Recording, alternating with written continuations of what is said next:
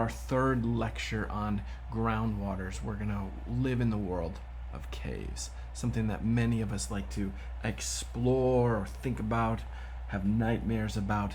It's the hobby of spelunking, all right? That's cave exploration. And to start it off, what is a cave? A cave is a void. It's an open space underground, and it's produced by groundwater. So void produced by dissolution, which is a chemical reaction of dissolution of a rock. And the rock type matters. It's of limestone rock. Now, limestone is made of a mineral called calcite. It's very unique in how it forms. It's very unique in its composition, and it's a type of material that is able to dissolve. We're going to talk about that more in a second. Are there caves in other types of rocks? Absolutely. There are caves in basalt. There's caves in limestone, but in sandstone. But those are much more rare. They form by different mechanisms. 98% of all caves are limestone caves. So void produced by dissolution of limestone by groundwaters and by an acid that builds up in groundwaters. All right. So before we go any farther, we're going to make a fairly elaborate sketch. In this sketch, we're going to have a series of caves. Here is a cave, and here's our bigger cave where I'll draw some things. And then I want to put in, so we need to have some surface. This picture's a little elaborate. So let's just have some trees here on the surface. There's maybe a little bit of veneer soil, but the rock that's below these trees and the rock that is the caves are in is limestone. And in geology, when we have a limestone pattern, like that shows up on geologic maps or sketches like this, it's always a pattern of bricks. So we're actually going to take the time to do that right now, even though I know it's an intro to geology class. Some of you are geo majors or you study this, and so it's this pattern of offset bricks that is a dead giveaway that you're dealing with limestone. So we're just going to do it. Sandstones are stippled patterns, which are a bunch of dots. But this is what limestone looks like in the world of geology. Now I need some blue because we know that this is going to be done by groundwaters. And so groundwater percolates in to our sketch here as blue. We could label some of that as H2O. And the other thing that is present in this groundwater system is CO2 in the aqueous state. Not necessarily atmospheric CO2, but there's CO2 down here as well. So here we have H2O plus CO2. Maybe we should actually do this a little more chemically, because this is the reaction that matters. H2O exists, CO2 exists, and this limestone pattern, this is a mineral called calcite. And the chemical formula of calcite is CaCO3. So calcium bonded with carbon and oxygen. And there's an important reaction that occurs. There's actually a few of them. We're going to list them all out. So firstly, if we take H2O and we add it to CO2, we will produce an acid called carbonic acid. H2CO3. All right, carbonic acid. And one thing that's very interesting about limestone and calcite as a mineral is that it reacts with acid and it causes dissolution. And so this is our next chemical reaction. This is the one that allows caves to be able to be made.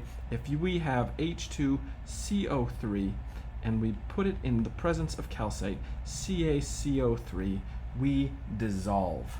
And we dissolve this CaCO3 into calcium ions, 2+, and HCO3-. And the key to this is that this is no longer rock, this is no longer solid, this is a dissolved material. And so we are going to be making a cavity.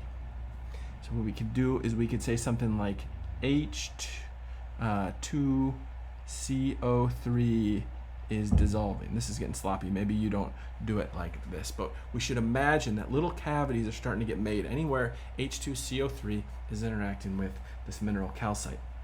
And that creates these voids. Now, one thing you know about caves is that they're not just empty spaces, they're spaces that are filled with interesting features. There are these stalactites and stalagmites that form in caves, and there's chemical reasons for that as well. And it has to do with these waters that are dripping from the ceiling. Put some drip drops here. We have water that percolates down into this open space and little raindrops fall. And those raindrops have dissolved inside of them these ions. And the chemical environment of the cave is slightly different than the rest of the ground rock because it's this big open space. And it'll actually drive the reaction back in the opposite way. And so we actually will get another chemical reaction that occurs with caves. Caves are chemical reaction centers where calcium that's dissolved plus HCO3, right? These things that were dissolved, if in the right atmospheric conditions with a different CO2 concentration, basically, will drive that reaction in the opposite direction, and we're going to make calcite plus CO2 plus H2O. And so by making a mineral, this is a process of crystallization. And we could even say recrystallization, because it was crystallized and then dissolved away and then reprecipitated to form stalactites and stalagmites. I guess we're not quite there to those words yet, but that's what we've drawn in our schematic here of this cave. So that's essentially all of the lecture. That is the process. But let's put a couple more details in so you're ready for learning even more about caves. I want to introduce some terms to you. The first word I want you to learn is the word karst. Karst is a better word than cave from a scientific perspective, because a cave is a type of karst. Another way to say this is the karst is any landscape produced by dissolution of limestone. Produced by dissolution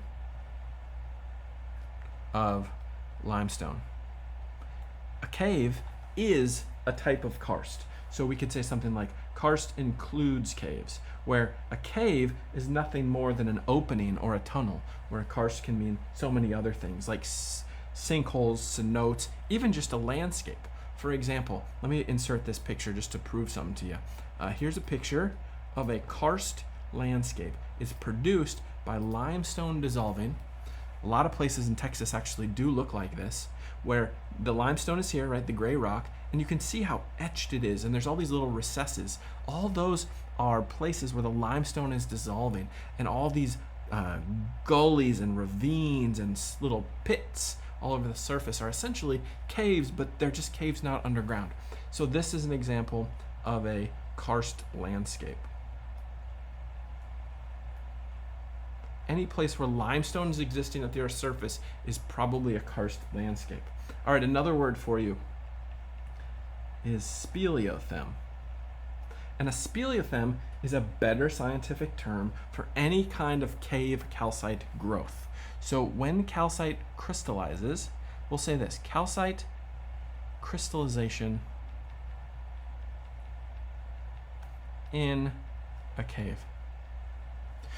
Earlier I said stalactite and stalagmite because those are words we learn in 6th grade or 8th grade, and those are exactly good terms. They are types of speleothems. So underneath the word speleothem, we could say examples, and the examples might be a stalactite, I'm going to be cute with this.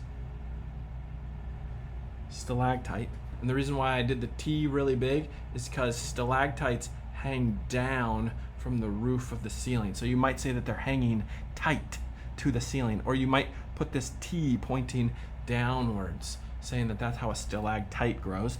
And then the other cave formation that we all learn about is a stalagmite.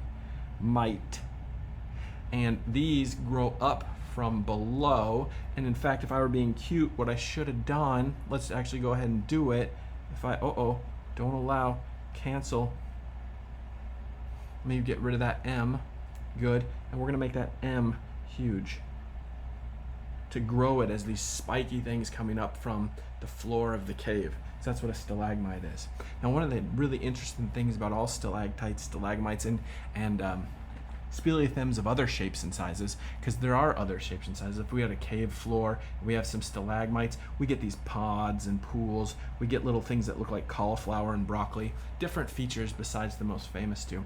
But one of the other things I want you to know about all stalactites, all speleothems, is that they grow with growth rings, much like a tree. And so if we were to have a stalactite coming down from the roof of a ceiling, if we were to cut it open and polish it, we would see all of these rings of growth. And the earliest ones from when it was 1 year old, and the rings at the very bottom, just like a tree, or when the tree is old, these might be year 10,000. Stalactites are very old, and they're recorders of history, they're recorders of paleoclimate, and a very important tool for science. So now to wrap up, let's just take you through, one more thing. I'll just throw a picture in here. I said a sinkhole was a type of karst landscape. Now a sinkhole is nothing more than a cave where the roof collapsed in.